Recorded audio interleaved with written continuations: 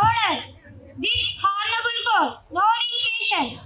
ఈ రోజు మన ముందు ఉన్నది రైతు రామయ్య ఆత్మహత్య ప్రయత్నం కేసు. రైతు రామయ్య, రైతు రామయ్య, రైతు రామయ్య.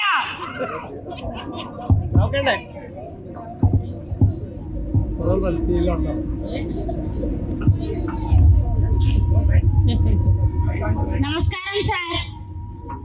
భగవద్గీత మీద ప్రమాణం చేసి అంతా నిజమే చెప్తాను. నిజం తప్ప మరేది కాదు.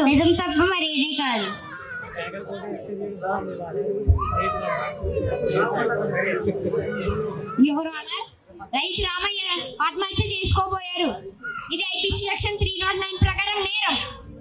ఈయన చట్టాన్ని ఉల్లంఘించారు. అంతేకాక రైతు రామయ్య తన బాధ్యతల నుండి తప్పించుకోవాలనుకుంటున్నాడు. That's all your honour. ఈ నేరాన్ని మీరు ఒప్పుకుంటున్నారా? నేరమా సార్? నేరం అంటే ఇదేనా సార్? కల్తీ విత్తనాలు ఇచ్చినప్పుడు పంట పాడైంది, అప్పుడేమైంది సార్ ఈ చట్టం? కల్తీ ఎరువులు వేసినప్పుడు భూమి సారం కోల్పోయింది, అప్పుడేమైంది సార్ ఈ చట్టం? బ్యాంకు వాళ్ళు లోన్ ఇచ్చి తిరిగి ఇవ్వకపోతే ఒత్తిడి చేస్తున్నారు, అప్పుడేమైంది సార్ ఈ చట్టం? నేను చనిపోవాలనుకున్నప్పుడు గుర్తుకొచ్చాయా సార్ మీకు ఈ చట్టాలు? నేను బ్రతకాలనుకున్నప్పుడు ఏమయ్యాయి సార్ ఈ చట్టాలు? మై లార్డ్, ఇది ఒక రైతు మాట కాదు, ఇది నిజం. ఇది లక్షలాది రైతుల గలం. యువర్ ఆనర్, రైతుపై సెక్షన్ 309 మోపుతున్నారు. కానీ కల్తీ విత్తనాలు, కల్తీ ఎరువులు అమ్మిన వారిపై ఏ చట్టం పనిచేసింది సార్? నిజంగా నేరం చేసిన వారు బయట ఉన్నారు. My lord, I request to permission call initiation. First initiation is విత్తనాల వ్యాపారి. Permission grader. విత్తనాల వ్యాపారి, విత్తనాల వ్యాపారి, విత్తనాల వ్యాపారి. నమస్తే సార్. భగవద్గీత మీద ప్రమాణం చేసి అంతా నిజమే చెప్తానని. నిజం తప్ప మరేది కాదు. మీరు విత్తనాలు అమ్మారా? ఇచ్చాను సార్. నేను రైతు రామయ్యకు మంచి విత్తనాలు ఇచ్చాను సార్. మై లార్డ్, మీరు అంటున్నారు అవి మంచి విత్తనాలని. అయితే రైతు పంట ఎందుకు పాడైంది?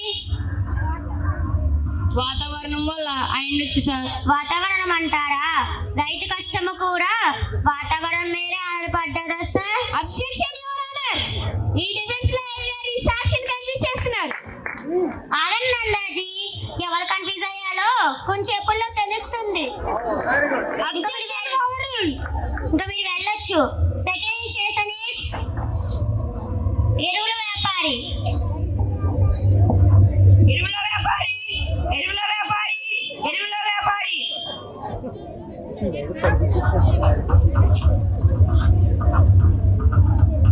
నమస్తే సార్. భగవద్గీత మీద ప్రమాణం చేసి అంతా నిజమే చెప్తానని. నిజం తప్ప మరేది కాదు. మీరు రైతు రామయ్యకు ఎరువులు ఇచ్చారా? అవును సార్. నేను రైతు రామయ్యకు ఎరువులు అమ్మాను సార్. అది క్వాలిటీ ఉన్నవి సార్, పైగా మంచి కంపెనీ కూడా సార్. మై లార్డ్, మీరు అంటున్నారు మంచి క్వాలిటీ ఎరువులు అని. అయితే రైతు సారం భూమి ఎందుకు కోల్పోయింది? అది వాతావరణం అయి ఉండొచ్చు సార్. మళ్ళీ వాతావరణమైనా? విత్తనాల దగ్గర వాతావరణం, ఎరువుల దగ్గర వాతావరణం. రైతు కష్టం మొత్తం వాతావరణం దగ్గర ఆధారపడ్డదా సార్? Objection your honour. ఈ డిఫెన్స్ లాయర్ గారు మొత్తం కేసును ప్రకటన పట్టిస్తున్నారు. ఆగండి నందాజీ, నిజాలు బయటకు వస్తున్నాయి కదా, మీరు కూర్చోండి. Objection over rule. మీరు వెళ్ళొచ్చు. గౌరవ ఇన్స్టిట్యూషన్ బ్యాంక్ అధికారి. బ్యాంక్ అధికారి, బ్యాంక్ అధికారి, బ్యాంక్ అధికారి.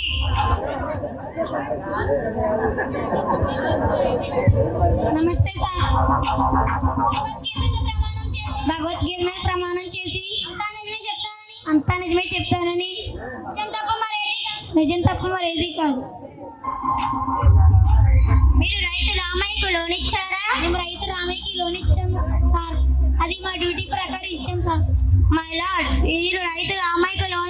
అంటున్నారు. చాలా మంచిది.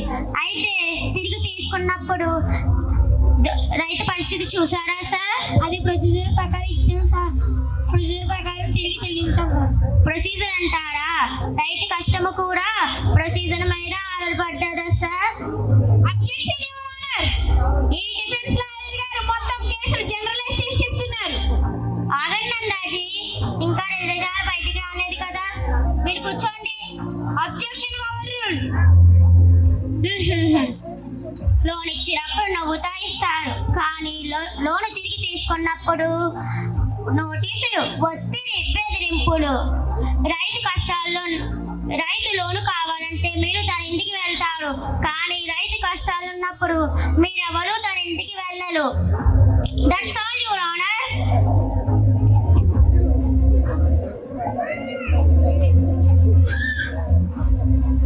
ఈ కోర్టు గమనించింది.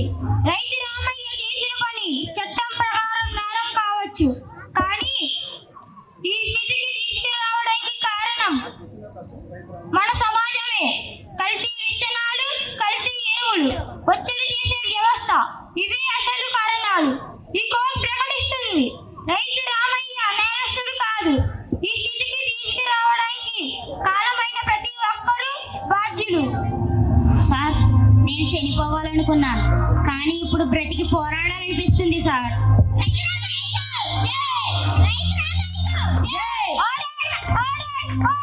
మై లార్డ్, రైతు బతకాలంటే మనమందరం మారాలి.